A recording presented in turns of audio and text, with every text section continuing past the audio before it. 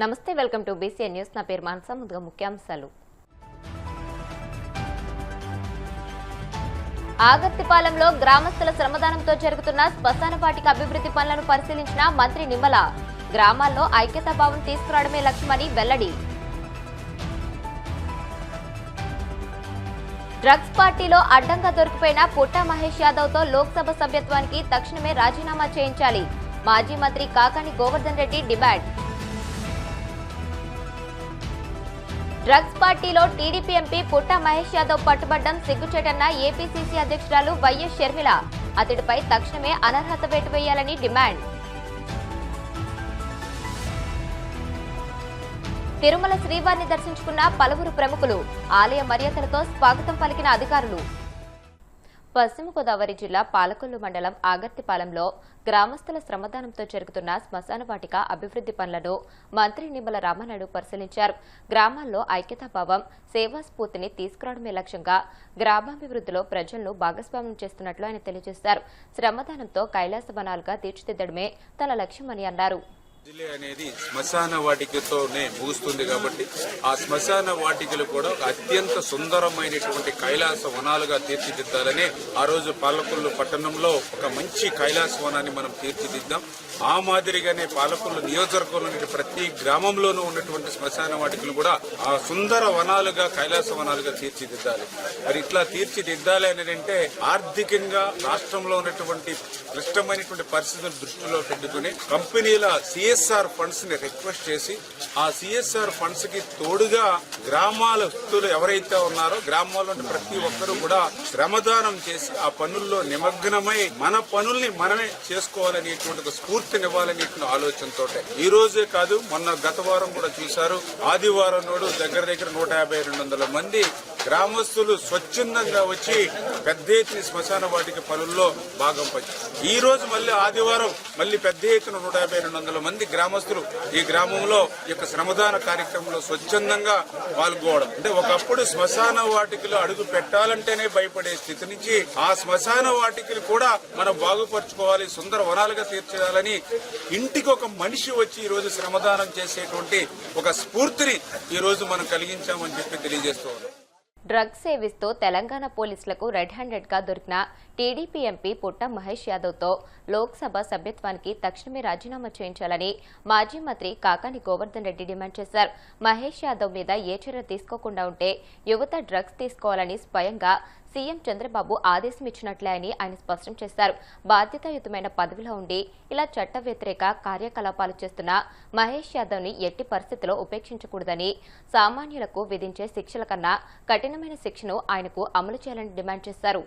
ఈరోజు రాష్ట్రంలో గంజాయి, డ్రగ్స్ విపరీతంగా రోజు రోజుకి విస్తరిస్తున్నటువంటి నేపథ్యంలో యువత పెడదారిన పడుతూ అనేక రకాలైనటువంటి అక్రమాలు, అనైతిక కార్యక్రమాలు, అఘాయిత్యాలు జరుగుతున్నా ఈ ప్రభుత్వానికి, చంద్రబాబు ప్రభుత్వానికి చీమ కుట్టినట్టైనా లేకుండా ఇష్టారాజ్యంగా వ్యవహరించేటువంటి పరిస్థితి ఏర్పడింది. అసలు ఒక మాటలో చెప్పాలి అంటే టీడీపీ అంటే తెలుగుదేశం పార్టీ కాదు, ఇది తెలుగు డ్రగ్స్ పార్టీ లాగా తయారైంది. టీడీపీ అబ్రివేషన్ మారిపోయింది. తెలుగుదేశం పార్టీ అనేటువంటిది ఆయన రామారావు గారు పెట్టినటువంటి పార్టీ.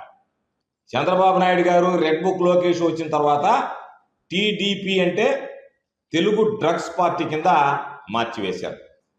దీనికి పరాకాష్ఠ ఏమిటంటే ఒక ఎంపీగా ఉన్నటువంటి వ్యక్తి పుట్టా మహేష్ యాదవ్, సాక్షాత్తు ఎంపీగా ఉన్నటువంటి వ్యక్తి డ్రగ్స్ పార్టీలో పాల్గొనడమే కాకుండా ఆయన కూడా డ్రగ్స్ తీసుకుని ఆయన కూడా పాజిటివ్ రావడం జరిగింది. ఇంతకన్నా దౌర్భాగ్యం అనేటువంటి పరిస్థితి ఎక్కడ ఉండదు. ఒక పార్లమెంట్ సభ్యుడిగా ఉండి ఈ భారతదేశంలోనే ఆంధ్ర రాష్ట్రానికి సంబంధించినటువంటి ఎంపీ మహేష్ ఈరోజు డ్రగ్స్ సేవించి పాజిటివ్ తేలింది అంటే ఇటువంటి వ్యక్తి భారతదేశానికి సంబంధించి విధానపరమైనటువంటి, శాసనపరమైనటువంటి నిర్ణయాలు తీసుకోవాల్సినటువంటి దేవాలయం లాంటి అతి పవిత్రమైనటువంటి పార్లమెంటులో సభ్యుడిగా కొనసాగేటువంటి హక్కు ఈ వ్యక్తికి ఉందా? ఇది అందరూ ఆలోచన చేయాలి. పెద్దలు ఆలోచన చేయాలి, రాజకీయ నాయకులు ఆలోచించాలి, సమాజం ఆలోచన చేయాలి. కాబట్టి వెంటనే చంద్రబాబు నాయుడికి చిత్తశుద్ధి ఉంటే అతన్ని పార్టీ నుంచి సస్పెండ్ చేయాలి, పార్లమెంట్ సభ్యుడి నుంచి ఈరోజు రాజీనామా చేయించాల్సినటువంటి అవసరం ఉంది. మరొక దారుణమైనటువంటి విషయం, ఈ మహేష్ అనేటువంటి వ్యక్తి పార్లమెంట్ సభ్యుడిగా ఉండి దాని మీద పోలీసులు రైడ్కి వెళితే సాక్షాత్తు పోలీసుల మీదనే కాల్పులు జరిపారు. అంటే అగంతకుల మాదిరిగా, హంతకుల మాదిరిగా ఒక ప్రజాప్రతినిధి, పార్లమెంట్ సభ్యుడు వెళ్ళినటువంటి పోలీసు అధికారుల మీద నేరుగా కాల్పులు జరిపాడు అంటే వీళ్ళు ఏ విధంగా, ఎంత బరి తెగించిపోయారు, ఏ విధంగా ఈరోజు ప్రవర్తిస్తున్నారు అనేటువంటి దానికి ఇది ఒక ఉదాహరణ. అయితే మాకున్నటువంటి సమాచారం ప్రకారం చంద్రబాబు నాయుడు ఇప్పటికే రంగప్రవేశం చేసి ఈ మహేష్ యాదవ్ ఎవరైతే ఉన్నాడో ఈయన తప్పించడానికి చంద్రబాబు నాయుడు హాట్ లైన్ రాజకీయాలు ప్రారంభించాడు అనేటువంటిది మాకున్నటువంటి సమాచారం. ఎందుకంటే ఇక్కడ ఉన్నటువంటి మన చంద్రబాబు నాయుడు గారికి ఎక్కడైతే మహేష్ యాదవ్ పట్టుబడ్డాడో తెలంగాణలో, హైదరాబాద్లో, అక్కడ తెలంగాణ ముఖ్యమంత్రికి విడదీరానేటువంటి అనుబంధ సంబంధాలు ఉన్నాయి చంద్రబాబు నాయుడు గారికి, రేవంత్ రెడ్డి గారికి అనేటువంటిది జగమరికినటువంటి సత్యం. అందులో భాగంగా ఈ మధ్యనే రైతుల నోట్లో మట్టి కొడుతూ రాయలసీమ లిఫ్ట్ ఇరిగేషన్ ఏదైతే ఉందో వరప్రదాయం లాంటిది, దానిని నేను ఆపించి వేశాను చంద్రబాబు నాయుడుతో మాట్లాడి అని చెప్పి సాక్షాత్తు తెలంగాణ శాసనసభలోనే రేవంత్ రెడ్డి చెప్పాడంటే వీళ్ళ బంధం ఎంత బలంగా ఉంది అంటే ఎవరి కోసమైనా రైతు ప్రయోజనాలైనా నేను త్యాగం చేస్తా రేవంత్ రెడ్డి కోసం అన్నట్టుగా చంద్రబాబు నాయుడు ప్రవర్తిస్తున్నాడు. కాబట్టి ఈరోజు చంద్రబాబు నాయుడు హాట్ లైన్ రాజకీయాలకు పెట్టింది పేరు కాబట్టి ఈరోజు చంద్రబాబు నాయుడు గారు ఇప్పటికే ఈ హాట్ లైన్ రాజకీయాలకి ప్రారంభించాడు. ఎందుకంటే కాంగ్రెస్ పార్టీతో చంద్రబాబుకి హాట్ లైన్ రాజకీయాలు నడపడం అనేటువంటిది ఆనవాయితీ అలవాటు కాబట్టి అటు కాంగ్రెస్ పార్టీతో నడపగలడు, పక్కన ఉన్నటువంటి రేవంత్ రెడ్డి గారితో నడపగలడు. ఒక లోక్సభకు ఎన్నికైనటువంటి వ్యక్తి తన బాధ్యత తాను ఏ విధంగా ఉండాలి, 10 మందికి ఏ విధంగా మార్గదర్శకంగా వ్యవహరించాలి, 10 మంది ఆదర్శంగా ఏ విధంగా తనను తీసుకోవాలనేటువంటి విచక్షణ జ్ఞానాన్ని కోల్పోయి డ్రగ్స్, అక్కడ ఉన్నటువంటి గంజాయితో పాటు మందు తాగుతూ ఈరోజు ఇష్ట ప్రకారం వ్యవహరించి పోలీసుల మీద కాల్పు జరపడం అనేటువంటిది ఇది సాదాసీదా విషయం అనేటువంటిది కాదు. ఇది చాలా తీవ్రమైనటువంటి విషయం, ప్రజలందరూ గమనించేటువంటి విషయం. చంద్రబాబు నాయుడు గుర్తుంచుకోవాల్సింది, ఇటువంటి నీచమైనటువంటి వ్యక్తులు, ఏమాత్రం క్యారెక్టర్ లేనటువంటి వాళ్ళు, నిద్ర లేస్తే కరప్షన్లో మునిగి తేలిగేటువంటి వాళ్ళు, ఇటువంటి వాళ్ళు నీ పార్టీలో ఉండి పార్టీని భ్రష్టు పట్టించడం కాకుండా ఈ సమాజాన్ని భ్రష్టు పట్టించేటువంటి పరిస్థితి ఏర్పడింది. కాబట్టి ఇది చట్టాన్ని మేనేజ్ చేయడం, వ్యవస్థల్ని మేనేజ్ చేయడం, యువతని తప్పుదారి పట్టించేటువంటి విధంగా మీరు వ్యవహరించడం, ఇటువంటి దుర్మార్గ పనుల్లో స్వయంగా చంద్రబాబు నాయుడు పాలు పంచుకోవడం అనేటువంటిది దౌర్భాగ్యం. ఏలూరు టీడీపీ ఎంపీ పుట్టా మహేష్ కుమార్ యాదవ్ వ్యవహారంపై ఏపీసీసీ అధ్యక్షురాలు వైఎస్ షర్మిల తీవ్రస్థాయిలో ధ్వజమెత్తారు. మొయినాబాద్ ఫామ్ హౌస్ లో జరిగిన డ్రగ్స్ పార్టీలో టీడీపీ ఎంపీ పట్టుబడ్డం సిగ్గుచేటని విమర్శించారు. అతడిపై తక్షణమే అనర్హత వేటు వేయాలని, తెలుగుదేశం పార్టీ నుంచి సస్పెండ్ చేయాలని ఆమె డిమాండ్ చేశారు. తెలంగాణలోడట ఒక బీఆర్ఎస్ ఎక్స్ ఎమ్మెల్యే ఇంట్లో చిందు విందు అని ఒక పార్టీ చేసుకున్నారట. ఆ పార్టీలో పోలీస్ రేడ్ అయ్యిందట. ఆ రేడ్ అయితే మన ఆంధ్ర రాష్ట్రానికి చెందిన ఏలూరు ఎంపీ పుట్టా మహేష్ అట. పుట్టా మహేష్ అనేవాడు కూడా ఆ పార్టీలో డ్రగ్స్ తీసుకుంటున్నాడట. డ్రగ్స్ ని, ఆ పార్టీని వీళ్ళు రేడ్ చేసినందుకు వీళ్ళందరూ కలిసి పోలీసుల మీద కాల్పులు కూడా జరిపారట.